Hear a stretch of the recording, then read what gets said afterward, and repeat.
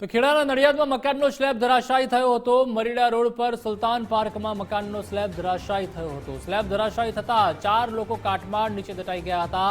સ્થાનિકો દ્વારા 2 લોકોનું રેસ્ક્યુ કરાયું છે। હજુ 2 દટાયાની સંભાવના છે। ફાયર બ્રિગેડની ટીમ 3 એમ્બ્યુલન્સ ઘટના સ્થળે દોડી આવી હતી।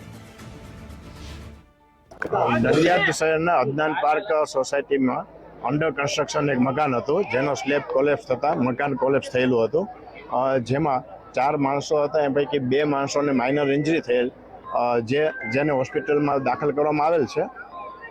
અન્ય કોઈ જાનહાનિ નથી, છતાં પણ નગરપાલિકાના ફાયર સ્ટાફ દ્વારા હાલમાં એના મલબાને દૂર કરી અને અંદર કોઈ દબાયેલ નથી તે માટેની ખાતરી કરવા માટેની કાર્યવાહી ચાલુ કરવામાં આવેલ છે।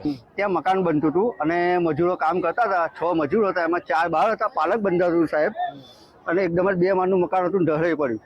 એમાં 3 જણા અંદર ભરાઈ ગયા હતા, પણ એની આમ પબ્લિક ફટાફટ ડોટો કાઢીને બધું ઉઠાવ્યું અને એક જણાને કાઢી લીધો, કશું જ નહીં। બીજા 2 પાછળ અંદર ભરાઈ ગયેલા।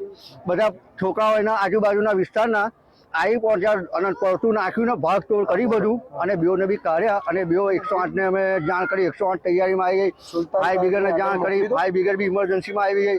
સુવિધા અમને મળી, પણ એના આજુબાજુના વિસ્તારના છોકરાઓનું બહુ સારું કામ થયું કે બધા ફટફટ પહોંચ્યા। મને ખુદને વાગ્યું છે, ઉઠાવ અમે બધું નાસભાગ કરીને બધાને કાઢ્યા। નડિયાદ શહેરથી મરીડા જવાના રસ્તા પર આવેલ સુલતાન પાર્ક સોસાયટી પાસે એક ઘટના બની હતી, જેમાં નિર્માણ પામી રહેલા મકાન કોઈ કારણોસર તેનો સ્લેબ તૂટી પડતા આખું મકાન તૂટી ગયું હતું।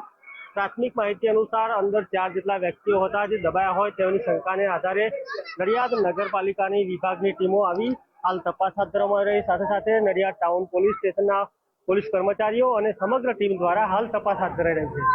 કિશન રાઠોડ સાથે ગુજરાત ફર્સ્ટ, નડિયાદ।